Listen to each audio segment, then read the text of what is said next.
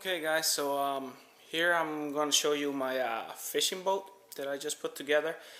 I made something like this a while back for my kid so that he could fish stuff out of the pool.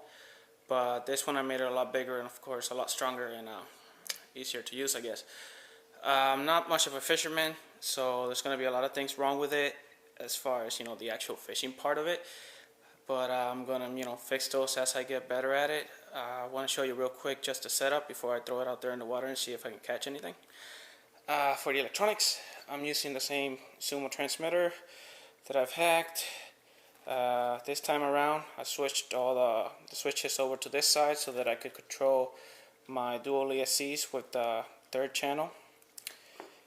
I'm using one 20 amp ESC for this brushed motor that I got right here. It's a 380 motor. These pieces right here that I use to make the mount for these fans, I got them at Michael's. They're the same kind of material you would use to make flower arrangements. I just cut it to the right size and made the hole in there. To make the hole perfectly circular to fit that motor in there, I used those circular saw things that you use to make the holes for your for the doorknobs in your doors. You get that at any hardware store.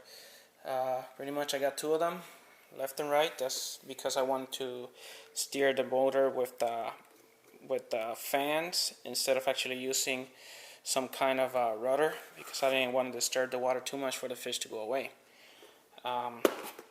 Inside of this container I have, well, the bait, of course. I'm using these little shrimp looking things that I got at Walmart. They were pretty cheap, and I figured they're stinky enough that maybe the fish will feel them in the water or something. I don't know. Like I said, I'm not much of a fisherman. I don't even know if the fish in my lake like that stuff. But anyways, here we got the Red Cat Racing transmitter, which I'm going to try to focus on here. Man, sorry, I really seriously need to consider buying a new camera. As a transmitter is already on, and that's what I'm using to control both motors. Also have wired in here the 3 ESCs. I have the two 20 amp ESCs and then one 10 amp ESC, which is the one that I have connected to my servo winch. Now, because I'm trying to do some fishing, I didn't want the winch to be too slow, so instead of just having the wire curl up inside of the shaft in the middle, I went ahead and made this special reel where I could actually bolt these 3mm bolts all the way to the back, and that gives me a bigger diameter center for that wire to actually wrap around, giving me a faster pull on this winch. Now, this is pretty much the same design on the servo winch that I showed on my first video. All I did was mount that plate from the Exceed Matte Torque servo plate. I mounted that to this angle aluminum piece. The frame itself is made out of angled aluminum, and it's pretty rigid. I'm not thinking about getting anything bigger than a 20-25 pound fish in here. I mean, that's ridiculous. That's a huge fish anyway. Anyway, I'm just looking for smaller fish with this guy. The actual cable that I'm using, fishing line that I'm using, it's a 25 pound fishing line. I kind of figured, well, I'd rather have the fishing line break than my servo going, having any kind of damage done to it. So if that breaks, it definitely was too big of a fish for me to reel in. So I saved my servo by having the line break. I already got a couple of these little shrimpy thingies, whatever, hooked in there. That's gonna go down with this Sink Sounds weight. I know a lot of you fisher guys out there are gonna say, but the weight goes on top and da da da da. Well, in this configuration, I had to put the weight on the bottom, because if I put it on top, this weight would actually stop right up here at the winch, and then the actual lure will be too low for me to pull the fish all the way into this square where I could see whether I caught something or not. So I actually need the fish in here and the weight at the bottom. Another thing is by putting it down here, I could kind of get it closer to the bottom if I want to, and use it kind of like an anchor. That's, you know, depending on the wind conditions and everything. I had a little bit of issues today when I went out there because it was too windy and I was pushing my boat around, so I had to correct a lot to keep it in the same position. And I'm kind of thinking about not even using this, maybe just putting another winch in there to actually make some kind of an anchor for this. But anyways, that's why I got that there.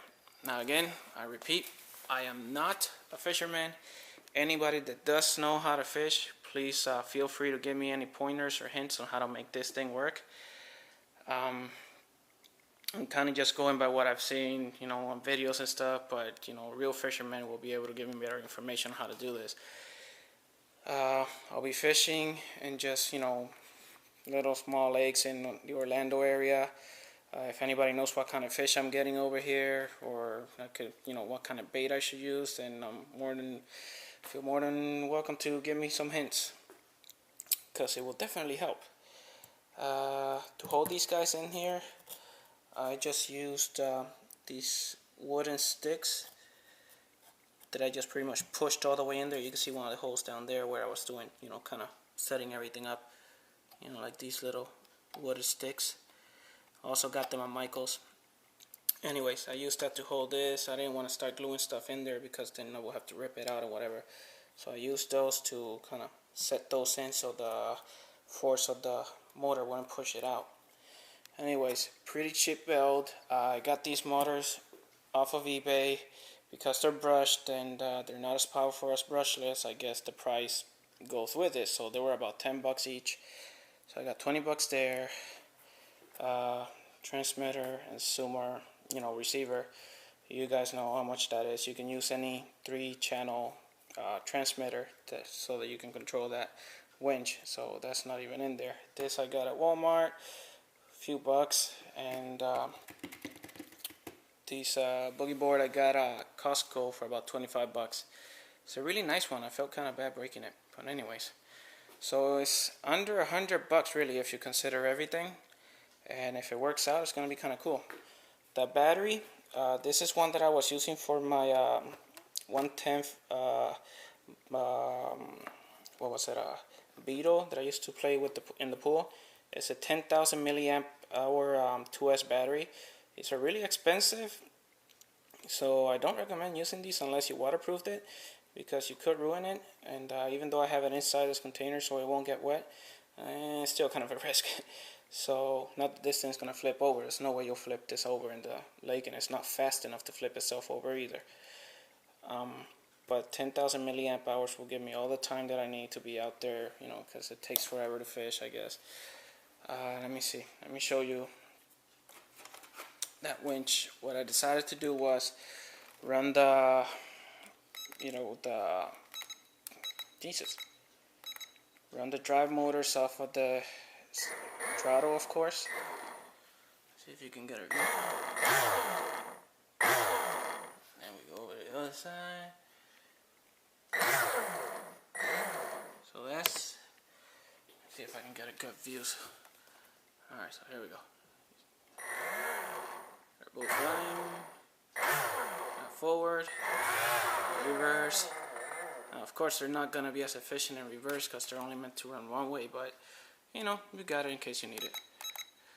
Now when you see here that only one of the wheels are steering, in that case the rear, then you got one of the motors spinning. On the left of the screen you got the one motor spinning. Now if I were to swap this from the rear steering to the front steering, you should have the other motor spinning. Jesus, I'm going to the winch. Okay, there. Throttle. So that's how I steer with it, just swapping the signal. Now if you put them both together, then they both spin. Now onto the winch. See if I can get a better view. Kind of look at the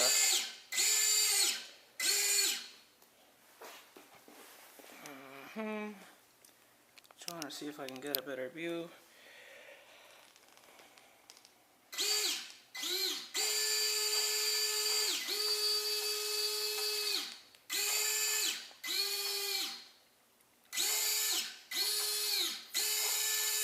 That's how I would lower the lure. Of course I can go as low as I want to, which is kind of a good thing.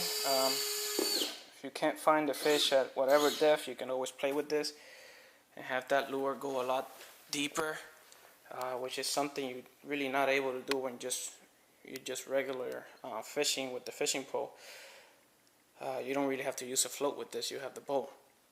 So you decide how deep you want to go. Right now, I want to say I have about 15 feet.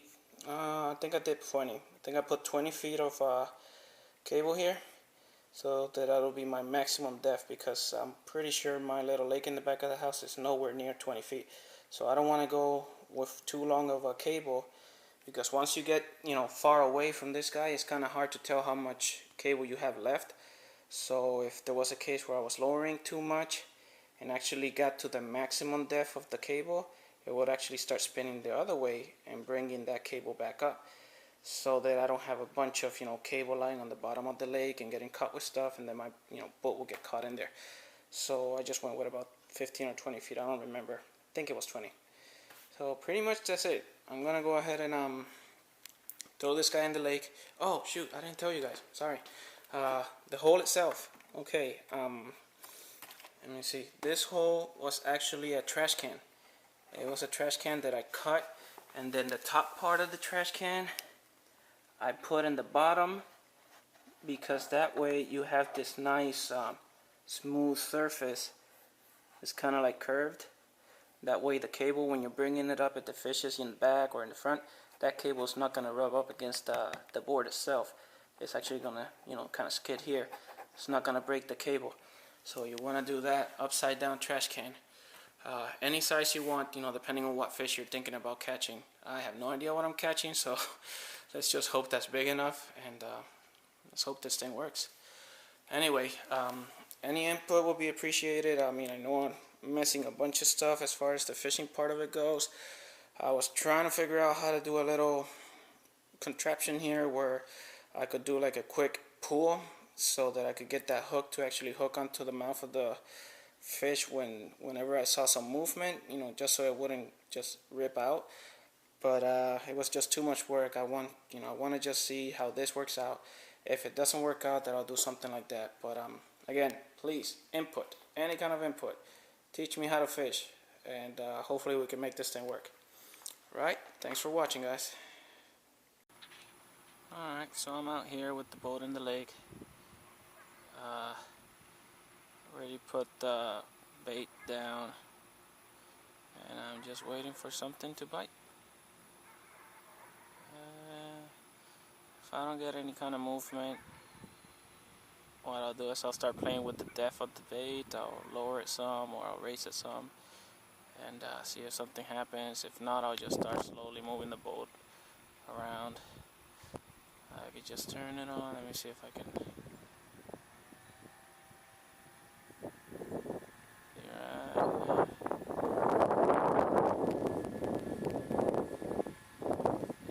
I'm slowly moving the boat around. That's the idea why I wanted to go with these motors. They're really quiet, and because of the size of the board, the water hardly gets disturbed at all. So hopefully the fish are not going to get scared away, and we'll see what happens. Wish me luck.